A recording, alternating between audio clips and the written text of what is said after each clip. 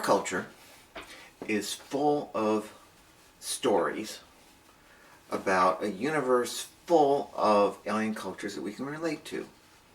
Star Wars, Star Trek, Stargate, even the Marvel universe of superheroes, Guardians of the Galaxy, all that sort of thing, is all about having fellowship, or sometimes conflicts, with alien races that are about on our technological level.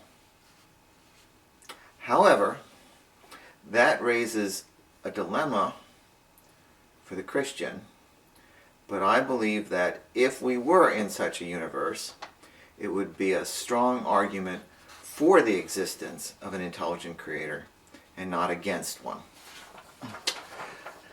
Let me explain. Modern science teaches that dinosaurs roamed the earth from about 230, 240 million years ago to about 65, 66 million years ago.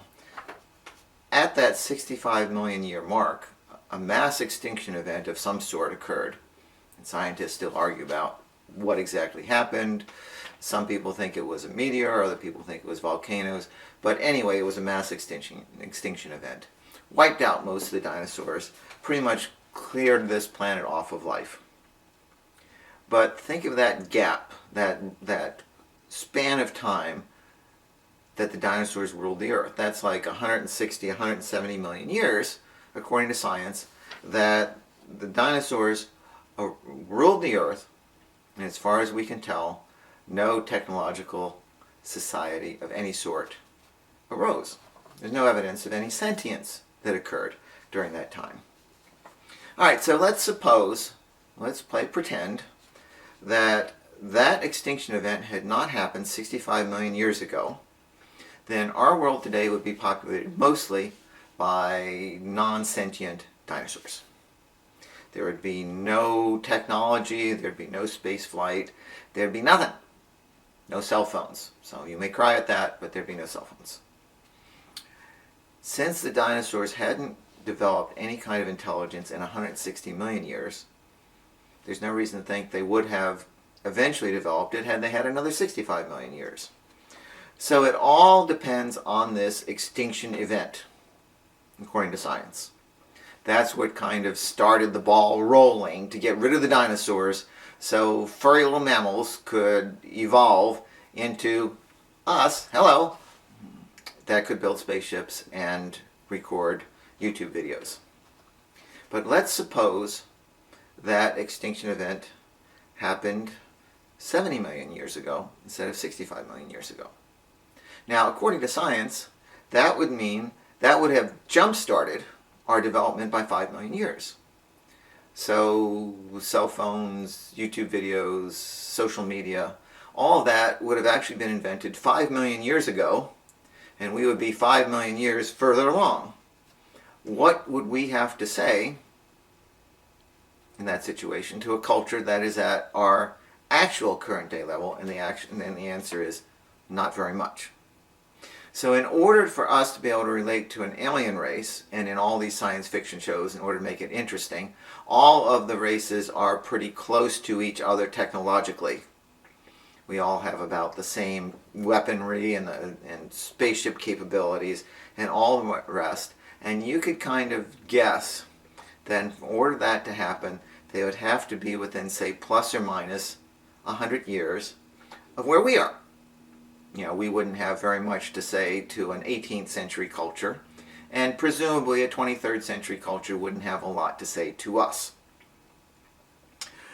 So if every technological society, every technological race needs an extinction event, like the one that wiped out our dinosaurs, that means the chance for them to be within plus or minus 100 years of us would be, assuming that we had 100 million years or so of this time scale, that would mean that we have about 200 years over 100 million years probability. That's our little tiny target in that 100 million year field that we have to hit in order to have a technological society that we could talk to. So that's about 2 in a million, or 1 in 500,000 probability, or 0.0002% chance that a society would be at our level. And this doesn't even count the seemingly random series of events that guarded our progress in order to get here once we became human beings. I mean, you've got the Dark Ages, you've got plagues, you've got civilizations rising and falling, all the rest of it. All the things that it took to go from hunter-gatherers to landing on the moon. So, because the chances of these intelligent creatures being someone we can relate to is so incredibly small, I don't think they'd be there by chance.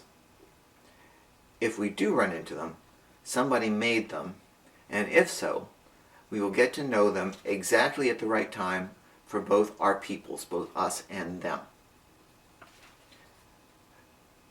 So if we do encounter them, then the important question for the Christian is the state of their relationship to God. Okay, don't tune me out. It's important. Think about it.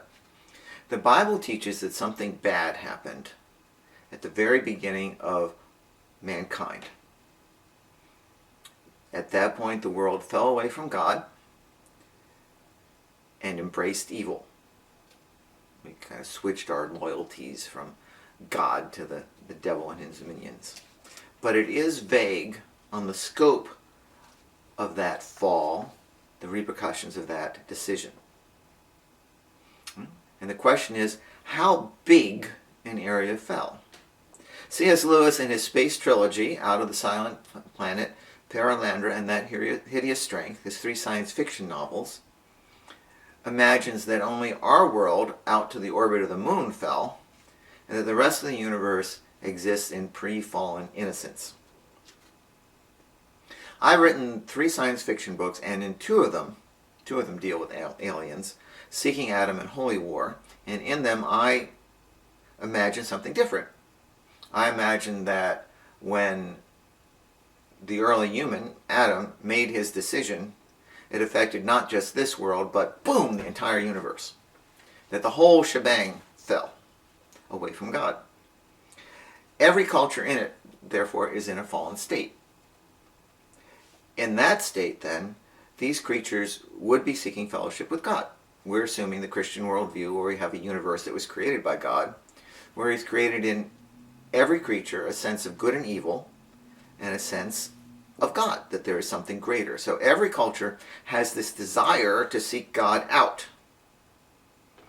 Now, in these 2 books, I wanted to explore what that would look like and what would happen if some of them would discover our world. I had 2 races that I put in these books. The first race, the Norgrats,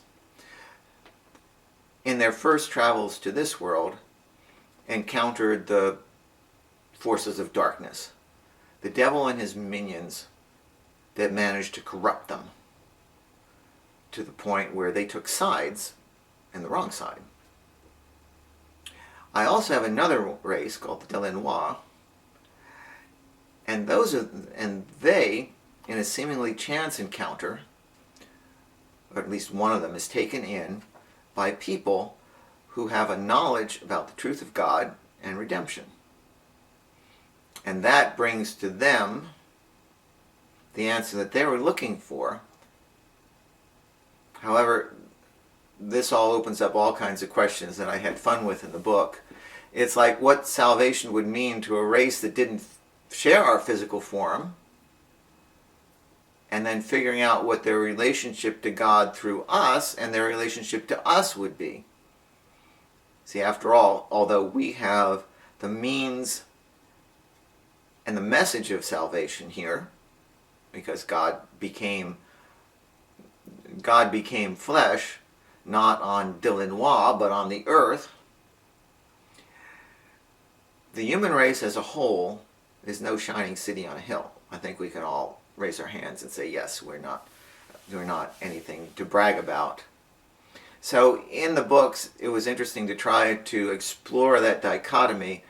How does an alien race, an outsider viewing this, try to understand how this far less than perfect race of humans could be the key of salvation with a holy and righteous God? I had fun with it, and I hope you've had fun listening, and hope you tune in again sometime and check out my books. God bless.